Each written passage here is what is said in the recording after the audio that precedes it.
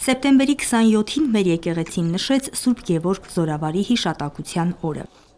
Տարբեր թեմերից քահանաների ուղեկցությամբ, ընտանիքներով, մեծ ու փոքր խմբերով հովանավանք են գալիս ուխտավորներ, մասնակցելու ընդհանրական խոստովանության կարգի, որը կատարեց Արագածոտնի թեմակալ առաջնորդ Մկրտիչ եպիսկոպոս Պրոշյանը։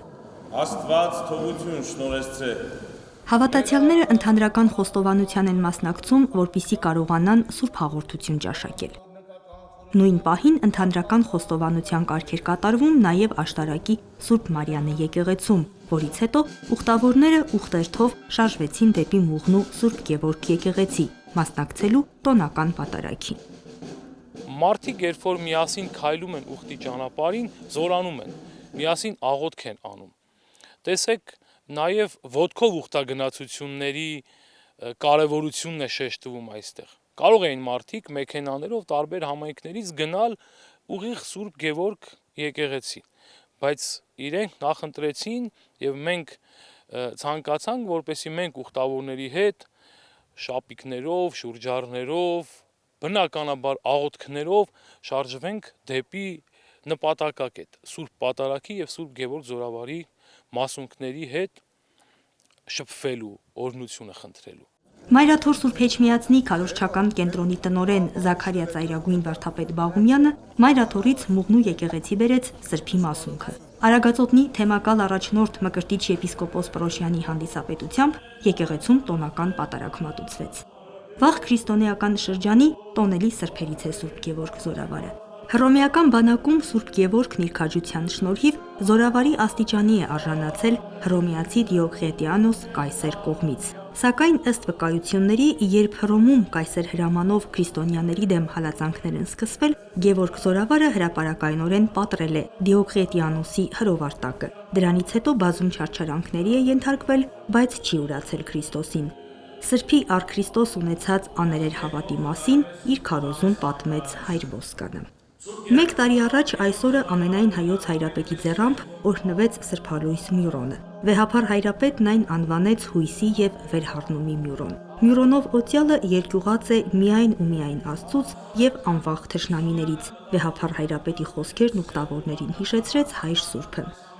Խորհրդանշական զուգադիպությամբ սեպտեմբերի 27-ին լրանում է նաև Արցախյան 44-օրյա պատերազմի 5-րդ տարին։ Հանուն քրիստոնեական հավատի նահատակված Սուրբ Գևորգի և հանուն Արցախի իրենց կյանքը զոհած հազարավոր հայրենիների սխրանքի մասին էր հոգևորականի քարոզը։ Մենք իբրև հարության որդիներ վերագտնենք մեր իսկատի քրիստոնեական նկարագիրը, վերակենդանացնենք հարության ազգի կերպարը աստվածահաճո և հայրենաշեն դրոշմով, կյանքով և գործունեությամբ շարունակելով իսեր և իբարս մեր և Փրկիչ Հիսուս Քրիստոսին։ Մուղնու Սուրբ Գևորգը հավատացյալների սիրված ուխտավայրերից է։ Ըստ վկայագրերի 13-րդ դարում Հովանավանքի միաբանությունից այստեղ է տեղափոխվել Սրբի մասունքը և եկեղեցի կառուցվել։ Հետագայում այստեղ եպիսկոպոսական աթոռ է հաստատվել։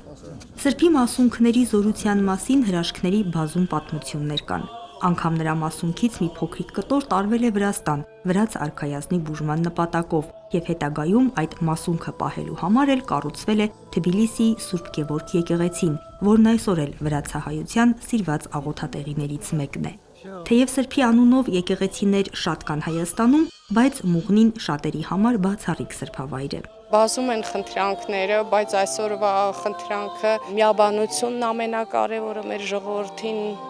հոգևոր և իշխանավոր դասերին միաբանություն և Աստծո կամոք առաջնորդվելու այդ կարողությունը լինի, որպեսզի մենք ունենանք մեր հաղթանակը։ Շատ լավ տոն է, շատ լավ է, որ նշում ենք հայ առաքելական եկեղեցում այս տոնը։